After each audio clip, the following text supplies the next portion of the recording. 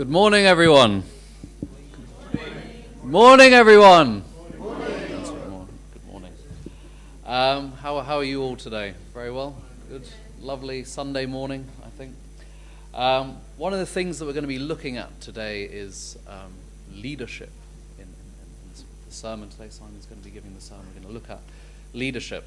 Yesterday evening, a number of husbands from this congregation and others, we gathered together and we had a young husbands meeting.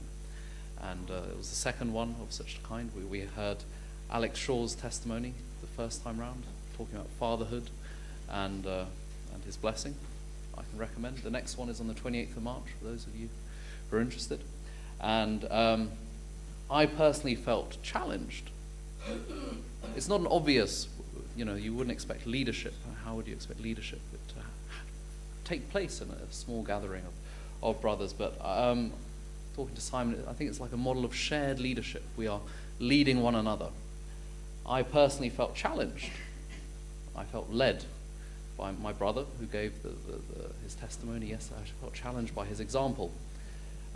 He woke up by accident early yesterday morning after 3.5 years of marriage, and earlier than Arena, and he went out and bought her a McDonald's breakfast because he knows she loves McDonald's breakfast and she loves surprises, and so he surprised her with a lovely McDonald's breakfast. And I personally felt very challenged by this. I felt led by this because although my wife also loves McDonald's breakfast, I have not been able to overcome my own dislike of McDonald's breakfast to take her out or to buy her anything like that myself. So in many instances, leadership is not such a, you don't need a title to lead, you don't need a position to lead. We look up to one another for leadership. We look up to each other's examples for leadership.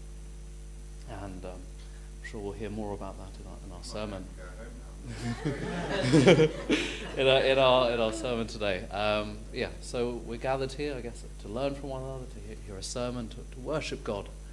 And so let's start off by greeting one another, saying good morning. If you want to turn around and greet those around you, maybe those you haven't seen for a while, or as the band comes up to lead us in praise and worship. So I hope those are right, Rena.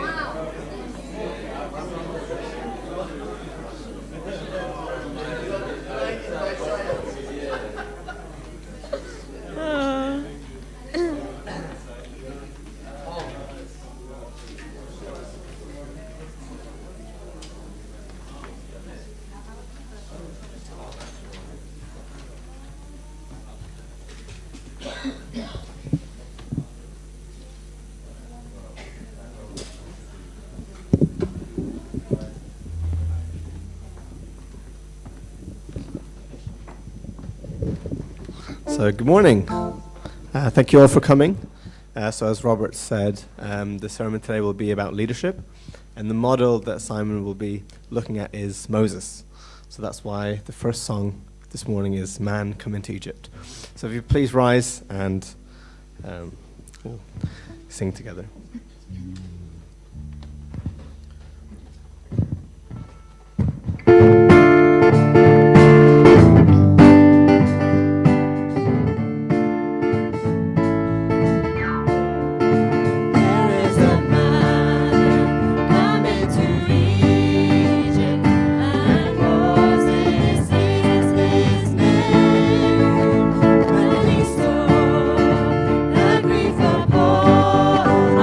It is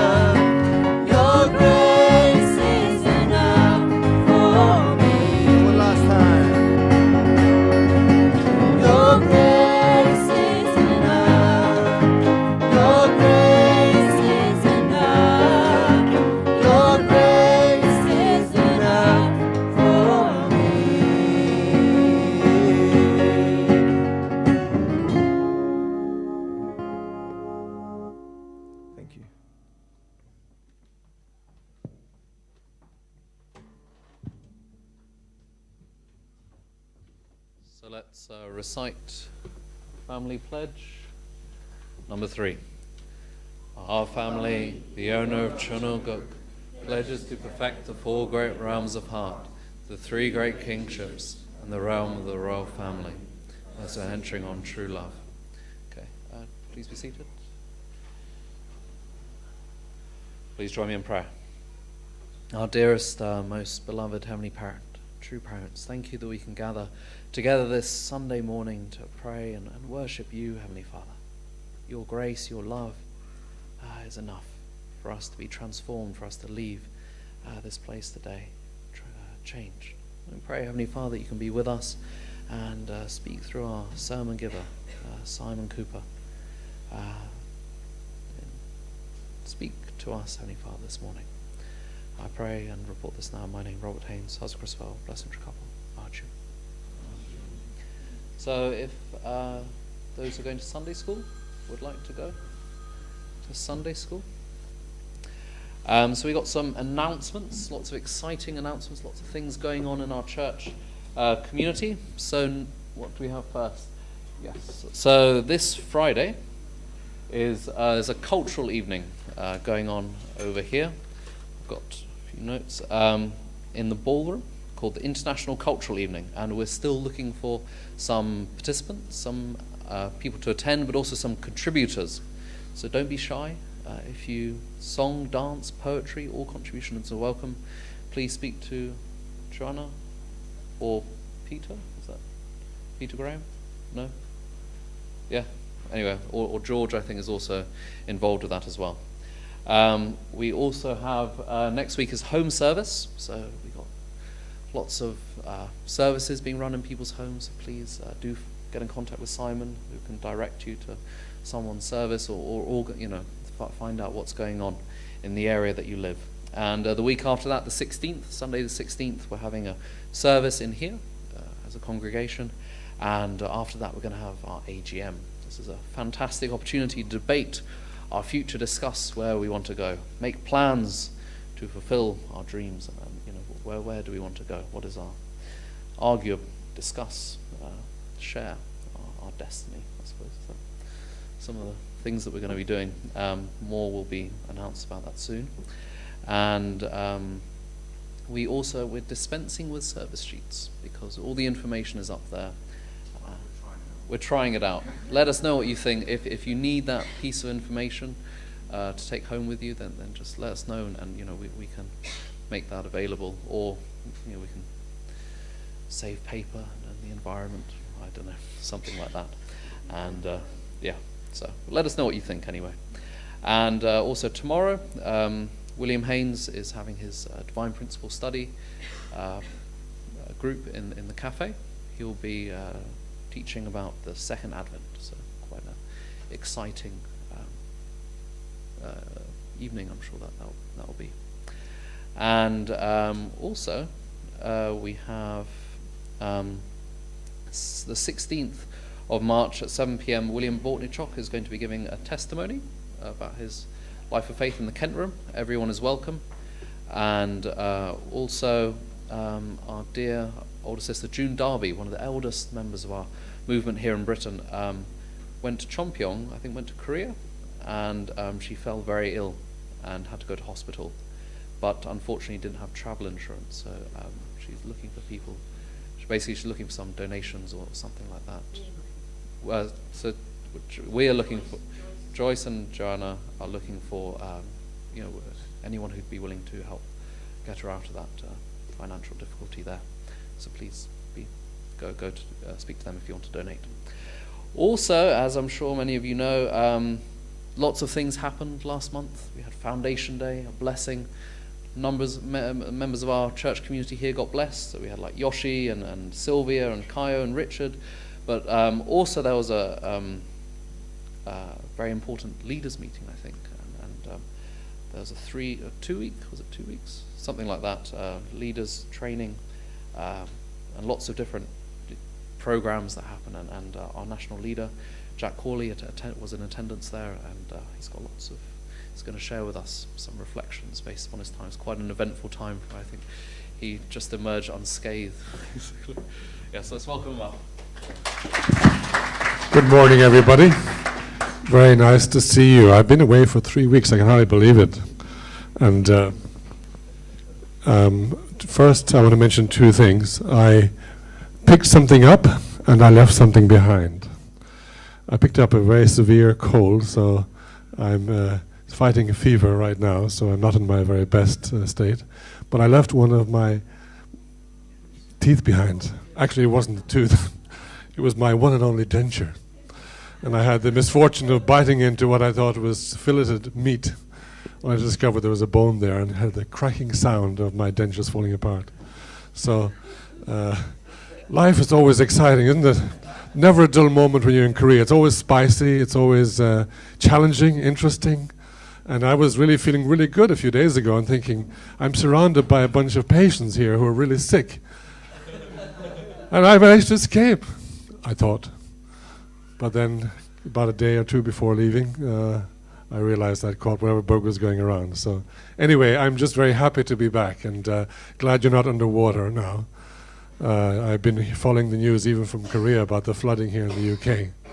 So I heard from David Franklin when I was over there. It's beautiful, perfect spring days when a few days before I came. But then I arrived, it was minus, what is it, 2?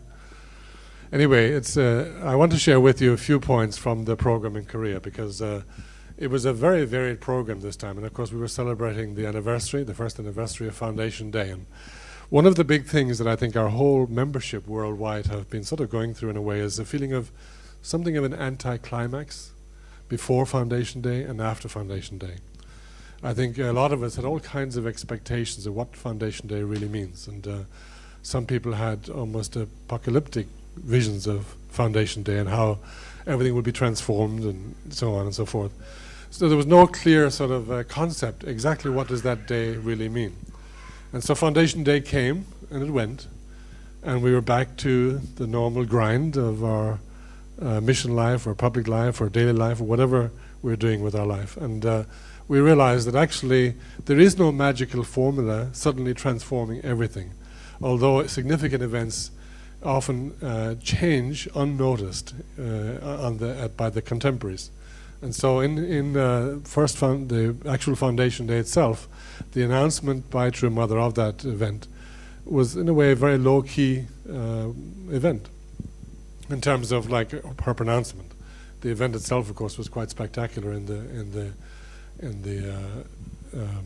stadium in Korea. But as time goes by, I think it becomes much more clear to us that actually we do have to have a paradigm shift. We have to have a change in the way we live our lives and in the way we relate to one another and the way we develop as a movement, as a family. And I think that the motto that True Mother gave, which I will happily read, for the Chonlaguk, as Mother calls it the Chonlaguk motto, let us become true owners of Chonlaguk who practice true love in resemblance to our Creator, the Heavenly Parent. That really is a very beautiful quote. You know, we've had so many quotes over the years, usually very cosmic and grand in their expression. But this one, somehow, I feel it brings it much more down to earth about, you know, what is Chonlaguk? And that is that we truly learn to love with the love of God. And I think that's one Mother's exhortation to all of us, that we truly experience, first of all, ourselves as individuals and also within our families, the genuine, the deep love of God as welling up inside in us. And then that we practice this in our families and in our communities and with people around us. In other words, that is the essence of what Chonlaguk is really about. And to accompany that, I feel that one of the benefits of being in Korea this time was that they're developing an education system that helps us to realize that, to actually put into practice how we actualize the true love of God in our lives. And this had many aspects. Of course, this time, just to give you a run-through, there were multiple events, and part of the result of that was that we were moved 4 times. We started off, those of us leaders, we started off in a condominium place somewhere near Cheongpyeong, then moved to the youth camp, then to the Cheongpyeong Training Center for a 2-day program, and finally to Guri, the ginseng place, where we had our education component. And I've never eaten so much kimchi and rice in my life, I think. And I was desperate for a McDonald's by the time I got to the airport. And I remember I ordered, it was in the morning time, ordered a, sausage and egg McMuffin, but they must have heard me and just given me a sausage McMuffin. It was the soggiest sausage McMuffin I've ever eaten. So I was missing the rice and kimchi after that. And I felt, this, it's such a strong thing, about your roots and where you come from and the experiences you have that you can't shake off. And no matter how much rice and kimchi you eat, you still have this longing inside, for the good old things, But one of the things that Mother reminded us, and we were told several times in the program, was that really the importance of preparing ourselves for the Channel Guk by removing fallen nature. I heard this slogan so many times, and I've heard it for 40 years. But somehow it came in more rapid succession this time, that we really have to deal with the issue of fallen nature in ourselves. And that even though we are blessed and we have many benefits, being in the church, but in the end, we must remove within ourselves the fallen nature in order to be able to practice the true love of God. So we need to check ourselves on a daily basis. What is it within me? What is in my nature that I need to adjust, I need to change in order to be able to become a channel for the true love of our Heavenly Parent to those around me? And talking about True Mother, I must say that actually True Mother looks really very well. Even though Mother has been through, as you know, such a difficult 2 years since True Father's ascension. Actually, she is really becoming stronger and more confident, more serene in many ways than before. And this is very encouraging. So also, her speeches are mercifully very short. She shares with us just very fundamental points. And also she, on the day of the Foundation Day, I believe, or the opening of the leaders' meeting, we went several times to the palace. I can't even remember which day it was. She organized this international youth game, which was very exciting, and we were divided into about 6 different teams. We then also participated, of course, in the blessing, and I'm so very grateful to the parents and to the candidates from the UK who prepared themselves so well to participate. We had 21 blessing candidates, participants from the UK, which was a very significant and I think a very good number. So I wanted to congratulate those who participated. Who's here who participated? Could you raise your hand? Somebody here? Anybody? Now that you're blessed, you don't come to church anymore?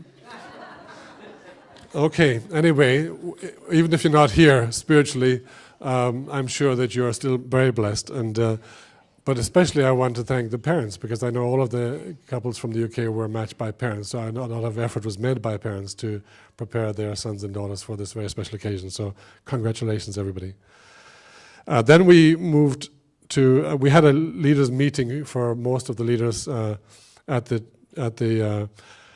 Chungpyeong, and we were also at this time invited for 2 days workshop to cleanse our souls, our spirits. And I just received a call from somebody in Korea about a new offer from Hunmanim about the possibility to liberate ancestors and liberate ourselves, from fallen nature, which is a special dispensation being set up from True Father in Spirit World. True Father has said, as you know, he takes responsibility for all blessed couples. That once Father blesses, true parents will be responsible. And so from Spirit World, Father is making conditions in order to give greater and greater grace to all blessed members. So this is something I think we'll be hearing about very soon. We then went on to Guri, to this ginseng factory place, and had this very intense education program.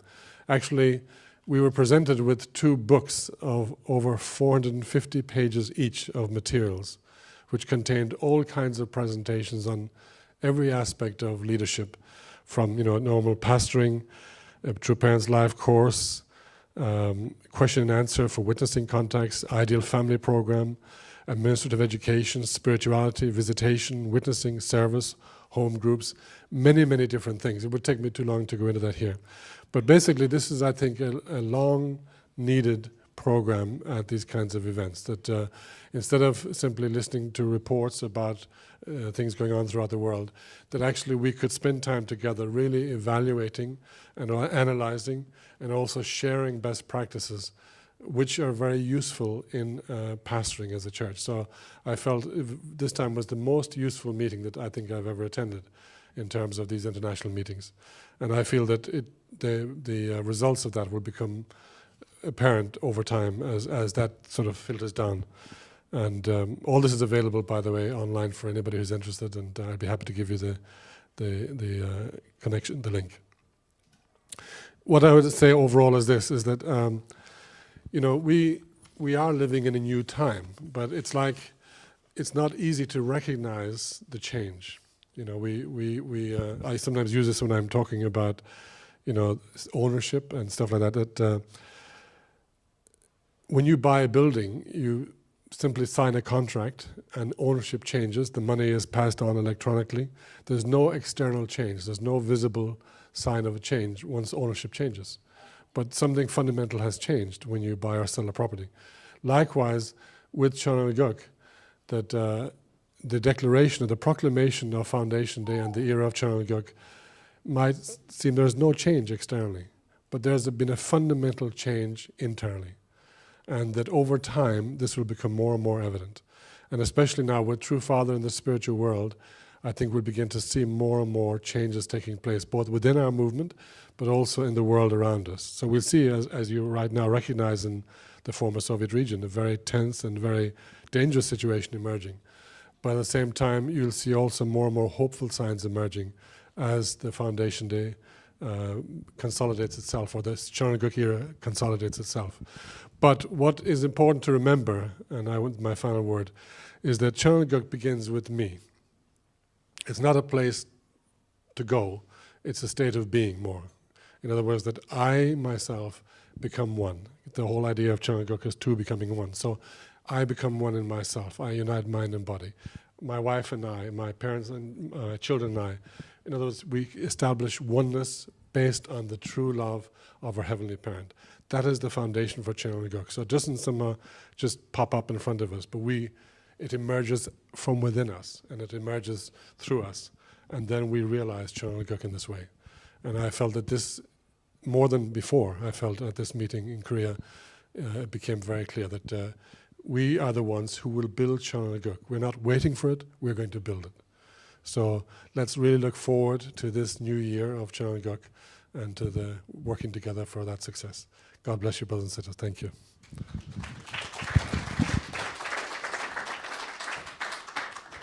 Thanks once again, Uncle Jack. So we got Auntie Emiko Cohen is going to introduce the Japanese missionary sisters who are going to delight us with a lovely performance. So let's welcome her and them up.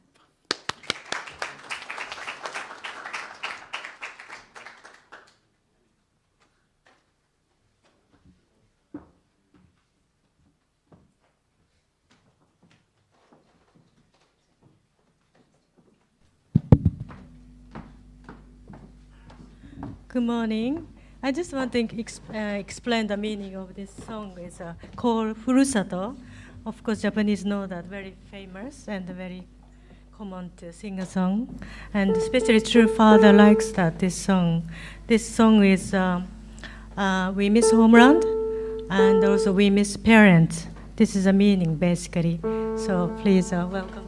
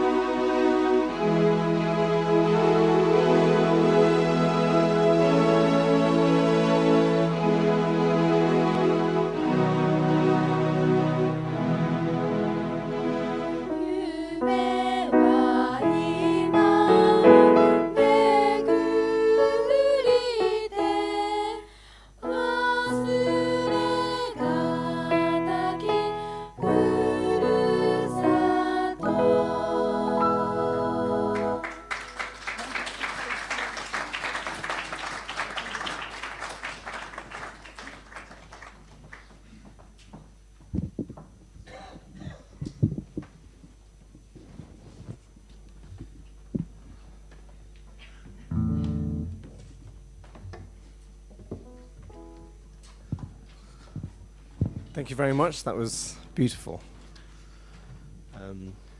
So I hope to hear you all sing as beautifully as they just did with our next song, Amazing Grace. Definitely. I see the confidence in Simon's eyes. Okay, so please rise and let's sing together, Amazing Grace.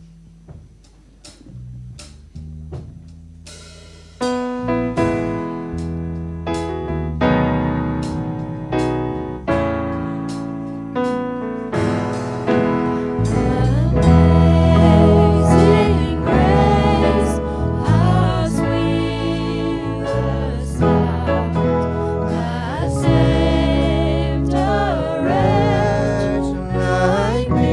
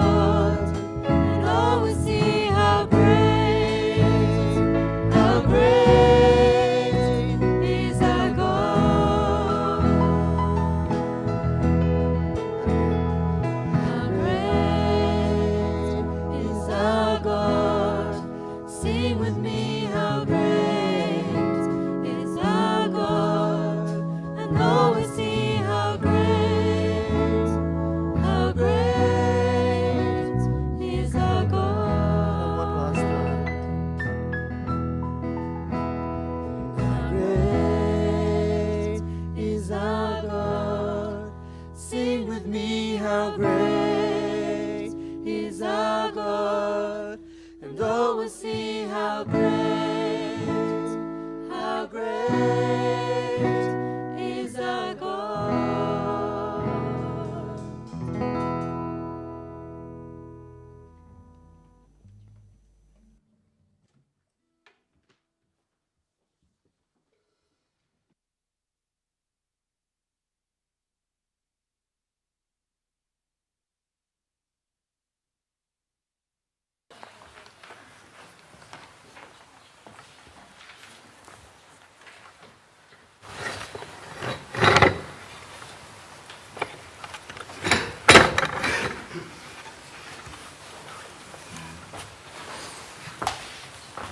Good morning, brothers and sisters. It's good to see you. It's been a while. It has been for me, maybe for some of you, since you were here last. And it's always good to come together and be together with each other. And today we want to look at a question as what would shared leadership look like for us as a community here? And I want to start by thinking about whether you see yourself as someone who's leading or someone who's led. We're all leading in our life in some way, and we're also all being led in some way. That's why Twitter was created. Yeah? You're either following or being followed, or probably doing both. And if you're a celebrity, for some strange reason, lots more people are following you. But anyway, I don't know if you heard the joke. James Blunt, you know, the former army officer who's also now a famous singer, songwriter. And apparently he's very good at responding to people who say mean things to him on Twitter, which is one thing people do there. And someone said, oh, you've only got 100,000 followers, James Blunt. You're not very special. And he came back and said, well, Jesus only had 12 followers, and look what he did. So kind of debunked the whole theory of Twitter in one short line of less than 136 characters, which I thought was very good. And another thing to consider in terms of whether you see yourself as someone who's also not just being led, but leading, is that when we read our family pledge, there's a phrase that we all use in relation to our family and to God's kingdom, which is that we say that as an owner, and Jack mentioned this word as well, as an owner of God's kingdom, my family as an owner.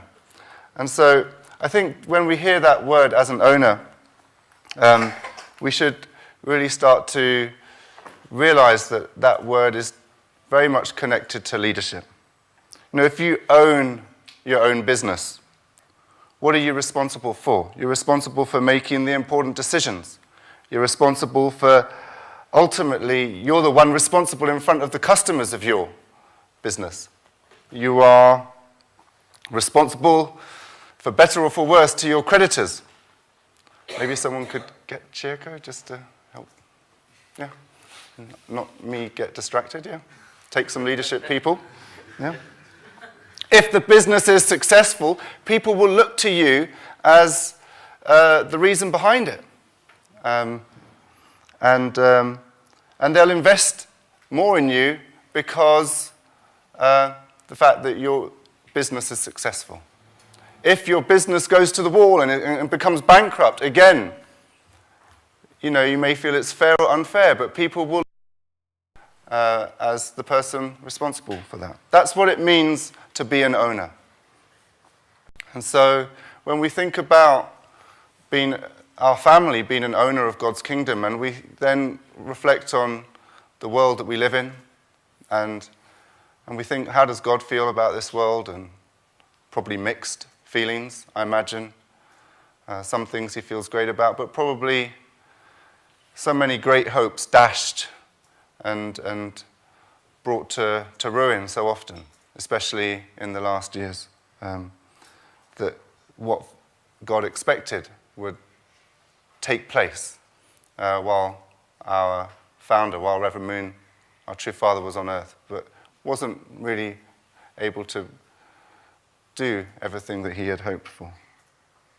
And again, we think of that word ownership as my family in connection to all of that. And what does it do to your sense of responsibility as you connect those things, connect those dots together?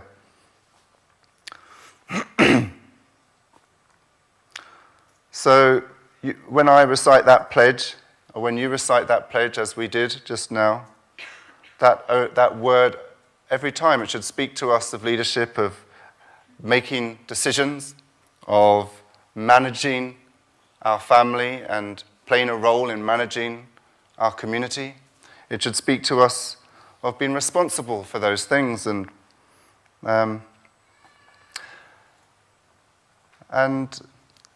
just going back to what True Mother said when she spoke about a year or so ago about our movement after Father passed away, and she said, she spoke about how few second-generation members of our movement in Korea were involved in the movement, especially really involved, not so many involved anymore in leadership roles. And I was wondering about what happened after that. Did someone go off and think, oh, well, we better really look into and research the reasons for that? Did they go and do a survey or a research project to find out why? I don't know. Did they? Something might have been done, we just didn't hear about it, I don't know. But I haven't heard about any results of any survey relating to that. Leadership is pivotal in our own lives, organizationally, especially organizationally, deciding where an organization goes. It's pivotal in terms of determining the culture within, the way it's perceived from without. And it's especially pivotal, I think, leadership in spiritual communities, religious organizations, because there is so much, as we've all experienced, standing up, if you have ever experienced standing up as a person of faith, the expectations people put on you immediately because of what you believe in, because that you have an ideal, a utopia, a dream, a promised land that you believe we can all go to. And so people tend to be, as we see in the media, very tough on religious leaders. And I never forget when, a few months ago, we were discussing faith in our office at work, Robert and myself and the other staff. And one person shared about how they had been involved in helping make leaflets, and they were very good with computers and doing things for their local Catholic church. And I wasn't going to mention the denomination, but anyway, never mind. And then one day, still quite young, sort of young teens, went into church, and the priest, this new priest, kind of told him off for talking before the service. And then also told everyone that they can't pray sitting down, but they have to kneel properly. And that was it. You know, didn't really want to go back. And so, you know, the way all of us, you know, in our own personal lives lead is crucial. And, you know, I think, how is my leadership as the pastor here? And you don't need to tell me right now, but you can, you know, write to me after the sermon, in the context of the sermon. You know, I was saying, what are the limitations I bring into my leadership role as a pastor, and what are the limitations I experience coming into the environment of working in our community? And of course, I should focus more on my own limitations, otherwise it's like a bad worker blaming their tools. But all of us probably, and I'm still on the introduction here, so I don't know if you're with me yet on this topic, if you're interested in on it, but all of us experience leadership from a young age, don't we? Just observing our parents growing up. And we did a little feedback research project in the car coming here. We said, you know, we're going to be talking about leadership today. How is mum and dad's leadership? You know, what are the good points, the bad points? And we very quickly got some response. And, you know, well, you know, Dad, when you threaten to take away pocket money, it's always just a threat. But when Mum does it, it really gets taken away. And Mum's really good at not criticizing too much and this and that. Anyway, got some really good feedback, and it was quite helpful. But then you go to school and you see how a teacher leads a class, how your teachers manage the class, and Christabel's, experiencing this extreme sort of steep learning curve at the moment, right? And you see some teachers shout at the students and maybe overuse punishments, and some teachers just win the hearts. I don't know if you remember when someone was sending that video around about that Japanese school teacher who just completely won the hearts of his pupils by the vision that he gave them for their life, and just everyone wanted to be in his class. And then finally, you maybe join a team, a sports team, or you get involved in some other organization, or you get involved at church, and you experience many different examples of leadership. And then you go to work, and you leave home and you go to work. And then you're on the receiving end directly of management and leadership. And again, I don't know how many of you responded or did something with that email I sent out on, was it Friday night? You maybe got it Saturday morning if you checked your email. And I asked you to pick 3 leaders that you've experienced in your life. One who is good, one who is adequate, and one who is weak. And to sit and reflect about why and draw some conclusions. And anyone have a go at that? Yeah? Chris? Yeah? Don't worry, I'm not going to ask you to sort of say what you wrote down or what you reflected on, but I did it, and I reflected on the place where Robert and I work at the moment in Wimbledon, at this claims management company. And I thought about the person who manages Robert and myself, the office manager. His name's Robert Slack. And I thought, well, is he good? Is he adequate? Or is he weak as a leader manager? And I thought, well, there he is as an office manager in a very unconventional environment. His boss is a very eccentric 77-year-old old man. I might